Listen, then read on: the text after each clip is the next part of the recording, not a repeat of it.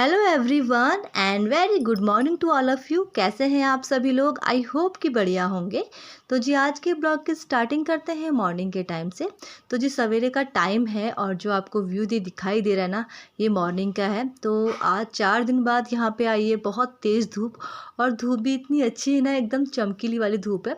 तो सारी बैल्कनीज जितनी भी इस बिल्डिंग में बैल्कनी है सबकी सब भर चुकी हैं कपड़ों से, क्योंकि जब बारिश होती है उसके बाद बहुत सारे कपड़े हमारे जो गंदे हुए रहते हैं उन सबको हमें वॉश करना होता है। एंड जो मेरे रूम की हालत आप देख सकते हैं, मॉर्निंग में बहुत ज़्यादा बिखरा पड़ा हुआ है पूरा का पूरा घर। और बच्चे इस टाइम पे चले गए हैं स्कूल, सिरोलॉजी चले गए हैं ड्यूटी पे। तो अभी बजा हुआ है सुबह के 9, क्योंकि आज ना हमारा ज़्यादातर टाइम तो कपड़े धोने में चला गया था। और कपड़े धोना और डालना, क्योंकि धूप का कुछ भी पता नहीं है, कभी धूप चले जाए और कब बारिश आ जाए। यहाँ का वेदर कुछ अलग सा है। तो अब करते हैं क्लीनिंग। तो क्लीनिंग में देखिए सबसे पहले ना मैं आज अपने डोरमेट्स को क्लीन कर रही हूँ।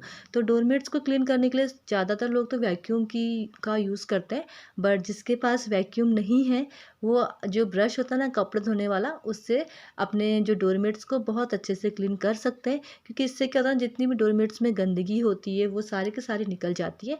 एंड मैं हमेशा ऐसे ही यूज़ करती हूँ। आपने मेरे बहुत सारे वीडियोज़ में देखा होगा कि मैं इस तरीके से अपने डोरमेट्स क्लीन करती हूँ। तो पॉसिबल नहीं है कि हर किसी के पास वैक्यूम हो। देन उसके बाद देखिए, जब भी क्लीनिंग की बात आती है तो हमारे घर पे स्पेस होना बहुत ज़्यादा ज़रूरी है। जब भी अगर घर पे स्पेस होगा तो क्लीनिंग काफ़ी ज़्यादा अच्छे से होगी। मेरे यहाँ पे स्पेस तो था, बट इस बीच में हमारे यहाँ पे गेस्ट आए थे तो कुछ बहुत फर्नीचर हमने एक्स्ट्रा रखा हुआ था। तो इस वजह से ना स्पेस बहुत ही कम हो चुका है। एंड मुझे ना ये फर्नीचर को रखना है अपने जो गैरेज है वहाँ पे, क्योंकि जितना भी एक्स्ट्रा फर्नीचर होता है हम उसे गैरेज में ही रख लेते हैं। तो वहाँ रखना है, तब जाके रूम पे थोड़ा बहुत स्पेस होगा। तो वो सब कुछ शाम को होगा जब सूरज जी आएंगे। एंड यहाँ पे देखिए सबसे पहले मैं अपने डाइनिंग टेबल को अच्छे से क्लीन कर लेती हूँ, क्योंकि ये भी बहुत ज़्यादा मैसी हो रखा था। और अभी बच्चे नहीं हैं तो सबसे फटाफट और सबसे आसानी से ये सारे काम हो जाते हैं। और अगर आप ना इस तरीके से काम करेंगे ना तो आपका काम मिनटों में घर की सफाई और क्लीनिंग हो जाएगी। तो यहाँ पे देखिए सबसे पहले मैंने सारा सामान यहाँ से हटा लिया था। देन उसके बाद हल्की सी डस्टिंग मैंने यहाँ पे करी। और डस्टिंग करने के बाद जितना भी यहाँ पे का सामान था उसको मैंने दोबारा ऑर्गेनाइज कर लिया था। तो घर की सफाई की अगर बात करें तो घर की सफाई का नाम लेते ही ना मन में एक ख्याल तो आने लग जाता है कि पूरा दिन बीत जाएगा लेकिन हमारी सफाई नहीं होगी, और फिर बाकी के जो हमारे काम हैं वो काम ऐसे ही रुक जाएंगे। बट ऐसा नहीं है। देखिए सफाई करने का अलग अलग तरीका होता है। जैसे आप देखिए, मैंने फर्स्ट में अपना जो फर्स्ट रूम है, लिविंग रूम है, वो अपना क्लीन कर लिया है। देन उसके बाद मैं भी यहाँ पे किचन में आ चुकी हूँ। तो किचन में क्या था कि मेरे बर्तन सारे वॉश हो रखे थे, बट मुझे कुछ बहुत ना बॉटल्स धोने थे। तो जैसा कि मैं मॉर्निंग में सारे बॉटल्स भर लेती हूँ और शाम तक वो बॉटल्स ख़त्म हो ही जाते। तो उसके बाद जितने भी बॉटल्स ख़त्म होते हैं उनको दोबारा वॉश करके फिर उसके बाद मैं उसमें अच्छा सा पानी भर के रख लेती हूँ। तो यहाँ पे वही बॉटल्स थे जो मुझे क्लीन करने थे। तो इस तरीके से अगर काम करो तो काम हमारा 50 मिनट या 60 मिनट में बहुत आसानी से हो जाएगा। और लगभग मैं ऐसे ही काम करती हूँ। और इस तरीके से ना मन भी मतलब काम करने में लगता है। स्पेशली जिस टाइम पे भी मैं काम करती हूँ ना, उस टाइम पे मैं सबसे मतलब अच्छी बात ये है कि मैं बहुत ज़्यादा म्यूज़िक सुनती हूँ। तो उस टाइम पे मैं गाने लगा लेती हूँ, और जब गाने लगते तो मन ऑटोमेटिक ही खुश रहता है। और उसके बाद काम का पता भी नहीं चलता कि हमें कितना काम कर लिया है और कितना काम अभी हमें करना है। तो यही यहाँ पे देखिए, मैंने सारे के सारे जो मेरे बर्तन थे वो मैंने वॉश कर लिए, और वॉश बेसिन को भी मैंने अच्छे से क्लीन कर लिया था। तो आज मुझे बनाने थे भटके डुबके, एंड टाइमिंग भी बढ़ते जा रहा था। और भटके डुबके बनाने के लिए कम से कम 1 या 2 घंटा लग ही जाता है। तो इसको हम लोग सोयाबीन भी कहते हैं। तो ये काले वाले सोयाबीन थे जिसको मैंने नाइट में भिगो के रख लिए थे। बस अब मैं इसको मिक्सी में ग्राइंड कर लूँगी। देन उसके बाद इसकी दाल बना के तैयार कर लूँगी। हाँ, उसको 1 घंटे तक बहुत आराम से पकने के लिए रखूँगी। इससे क्या होता है ना कि ये वैसे भी अच्छा है, हमारी बॉडी के लिए अच्छा है, डाइजेशन के लिए अच्छा है। और दूसरी बात है, उत्तराखंड की फेमस डिश है ये। तो अगर आपको ये कैसे बनाते हैं उसका वीडियो चाहिए तो आप मेरे डिस्क्रिप्शन बॉक्स में देख सकते हैं। मैं उसको लिंक वहाँ पे शेयर कर लूँगी आप लोगों के लिए। तो भटके डुबके बनाना काफ़ी ज़्यादा आसान है, बट ये है कि घर के जो टेस्ट है ना वो टेस्ट नहीं आ पाता, क्योंकि घर पे हम लोग ना आग आग में अगर हम खाना पकाते हैं तो उसका टेस्ट बहुत ही अलग आता है। तो इसको बना के मैं इसको रख लूँगी, और गैस को एकदम हाथ एकदम बहुत ही डिम फ्लेम करके उसको छोड़ दूँगी ताकि ये अपने आप पकता रहे। तो यहाँ पे देखिए मैंने भट की जो दाल है वो बना ली है। देन उसके बाद चलते हैं अपने गेस्ट रूम में। जैसे कि मैंने आपको दिखाया था, बहुत ज़्यादा रस्सी बंधी हुई है पूरे गेस्ट रूम में, तो सारी रस्सियों को मुझे खोलना है क्योंकि ना 2-4 दिन से बारिश की वजह से ना बहुत सारे कपड़े, देखिए बच्चे स्कूल जाना, फिर उसके बाद घर के कपड़े, क्योंकि बच्चे शाम को रोज़ इवनिंग में जाते ही हैं खेलने के लिए, तो वो सारे कपड़े ऐसे ही रह जाते।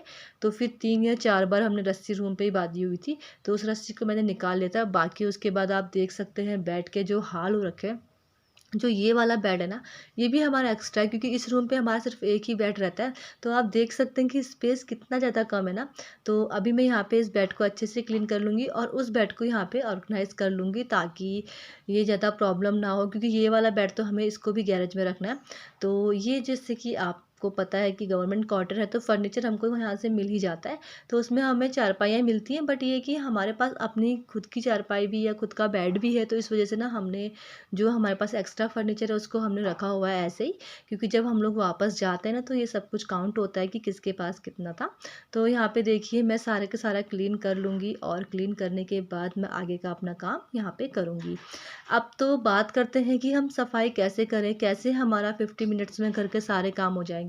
देखिए 50 मिनट्स भी बहुत कम है अगर हम देखा जाए तो। सबसे पहली बात ये कि देखिए हमें सामान ऑर्गेनाइज इस तरीके से करना है, जो सामान जहाँ पे है उस सामान को वहीं पे रखना है। ये नहीं कि आप एक सामान लेके आते हैं फिर उसको कहीं और रख देते हैं, फिर अगले दिन उसको उठाते हैं फिर उसको रख लेते हैं। ऐसे करने से क्या होता है ना, हमारा टाइम काफ़ी ज़्यादा वेस्ट होता है। तो हमेशा यही करिए, जितना हो सके खुद भी और बच्चों को भी डस्टबिन का यूज़ करना सिखाइए, क्योंकि अगर कूड़ा कचरा ना डस्टबिन में जाए तो घर उतना ख़राब नहीं होता है, घर साफ़ ही रहता है। वरना बच्चों का घर है, कहीं ना कहीं गंदगी तो आ ही जाती है।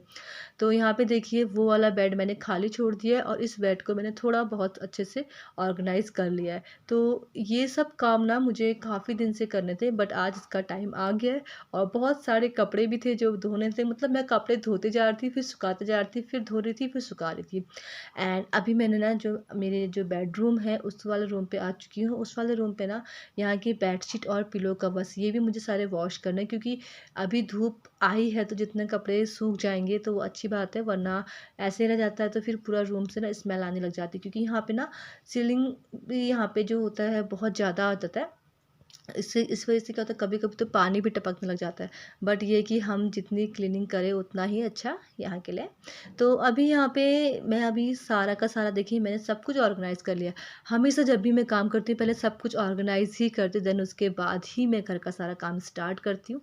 तो वो यहाँ पे अभी मैं झाड़ू लगाना स्टार्ट हो चुकी हूँ। तो देखिए जैसे कि मैंने आपको बताया, सबसे पहले हमें अपना लिविंग रूम साफ़ करना है, फिर हमें अपना बेडरूम साफ़ करना है और हमारा गेस्ट रूम साफ़ करना है।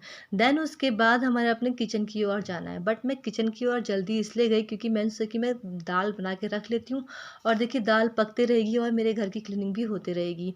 तो यहाँ पे जितना भी चारपाई के नीचे साइड का जो डस्ट था वो मैंने झाड़ू से साफ़ कर लिया, क्योंकि अभी यहाँ पे मेरे सोफ़े आएंगे और ये चारपाई जाएगी सीधे गैरेज की तरफ।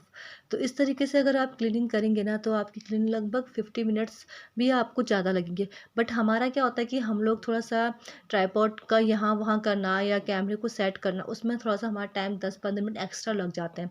वरना घर के कामों में ना इतना टाइम नहीं लगता। तो देखिए जैसे मैंने झाड़ू लगाया ना वैसे ही मैंने यहाँ पे मॉप से पोछा भी लगाना स्टार्ट कर देता है, क्योंकि यहाँ पे क्या है ना कि मुझे अभी चारपाई को और खसकाना पड़ेगा। इस वजह से क्या होगा कि गंदगी वरना पीछे को आ जाती है। तो इस वजह से मैंने पहले ही यहाँ पे पोछा भी मार लिया और झाड़ू भी मार लिया। देन उसके बाद ही मैं अपना झाड़ू पोछे का सारा काम कर लूँगी।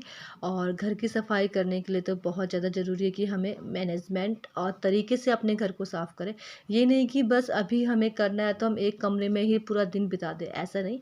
बस आज एक कमरा क्लीन करिए, अगर आपको डीप क्लीनिंग करनी है तो कल एक करिए। इससे क्या होगा कि आपका घर काफ़ी ज़्यादा साफ़ रहेगा और आपका घर मतलब वेल ऑर्गेनाइज भी रहेगा और बहुत कम समय में घर की सफाई भी हो जाएगी। अब देखिए सब कुछ ऑर्गेनाइज हो चुका है और आपको पता है कि झाड़ू और पोछा लगाने में सिर्फ आधा घंटा लगता है और आधे घंटे में देखिए सब कुछ काम हो जाता है।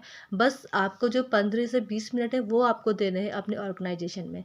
जितना भी सामान बिखरा पड़ा है उसको अगर आप ऑर्गेनाइज कर लेते हो तो आपका सारा काम बहुत ज़्यादा आसानी से हो जाता है।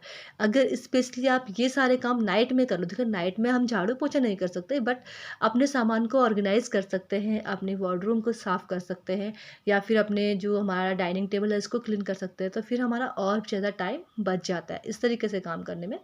तो लगभग यहाँ पे सारा काम हो चुका है और मुझे सिर्फ अब अपना पोछा ही लगाना था। और पोछा लगाने के बाद ना बाहर बैल्कनी में बहुत सारे कपड़े और थे।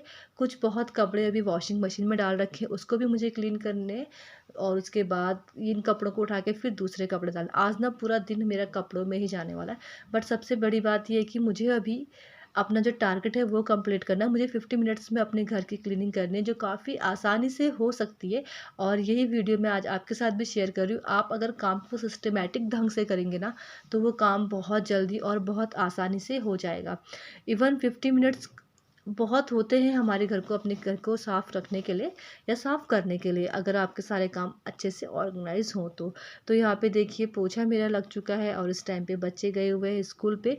तो फिर और तो कुछ काम नहीं था, क्योंकि आज मेरा मॉर्निंग में ही मैंने शावर ले लिया था और उसके बाद घर के काम करना स्टार्ट करे थे, क्योंकि कपड़े बहुत सारे धोने थे और कपड़े धुलने के बाद ही जो होता है ना घर को क्लीनिंग करने में फिर ठीक लगता है, क्योंकि अभी जो मौसम है काफ़ी ज़्यादा अच्छा हो रखा है और कपड़े भी फटाफट से हमारे सूख रहे थे। तो जितना भी हो सकता था मैंने पूरी क्लीनिंग अपनी ख़त्म कर ली है और साथ ही साथ आपके साथ भी शेयर किया। तो ये मेरा लास्ट रूम है जहाँ पे मुझे अभी पोछा लगाना है। देन उसके बाद हम सीधे चलते हैं बैल्कनी में। तो ये सारा काम तो मेरा टाइम से हो चुका था। अब देखिए कुछ बहुत जो कपड़े थे मुझे वो उठाने थे, बट मैं ना इन कपड़ों को उठा के नहीं रख रही थी। मैं उनको कपड़ों को उठा के ना गद्दे के ऊपर ही रख देती, ताकि सूरज की कुछ बहुत किरणें और इनमें पड़े और ये और अच्छे से सूख जाए, जिससे क्या होगा ना, कपड़े का जब गर्म होते हैं तो उसमें ना एकदम नमी सी नहीं आती है। वरना अगर ठंडे कपड़ों को आप उठाओगे ना तो उसमें मॉइस्चर टाइप का आ ही जाता है। और उसके बाद देखिए ये सारे कपड़े तो मैंने सारे के सारे उठा लिए थे। देन उसके बाद बहुत सारे कपड़े थे जो मुझे दोबारा और धूप में डालने थे। तो मैं देखिए जो सूख रहा है उन कपड़ों को लेके आ रही हूँ, और जो कपड़े नॉर्मली धो के अभी रखे हुए हैं तो उनको दोबारा धूप में डाल रही हूँ। तो यही आज का पूरा मेरे दिन का काम था। मुझे आज दिन भर कपड़े और घर की क्लीनिंग तो मेरे 50 मिनट्स में हो चुकी थी। बट जो ये कपड़े थे ना, देखिए कपड़े धोना आसान है, वॉशिंग मशीन में डालो, कपड़े धूप में डालना भी आसान होता है। बट कपड़ों को जो तह लगाना पड़ता है ना, उस टाइम पे बहुत ज़्यादा टाइम लगता है। और सबके कपड़े फिर अलग अलग रखना, फिर थोड़ा बहुत कपड़ों में प्रेस करना, तो टाइम का बिल्कुल भी पता नहीं चलता है। तो यहाँ पे देखिए लगभग मैंने कपड़े उठा दिए और जितने भी मेरे एक्स्ट्रा कपड़े थे उनको मैंने धूप में डाल दिए। और कुछ बहुत कपड़े और हैं जो मशीन अभी चल ही रही है। तो ये था मेरा आज का छोटा सा ब्लॉग। आई होप कि आपको पसंद आया होगा, एंड पसंद आया तो please like share and comment जरूर कर दीजिएगा। मिलते हैं आपको नेक्स्ट वीडियो के साथ। ओके।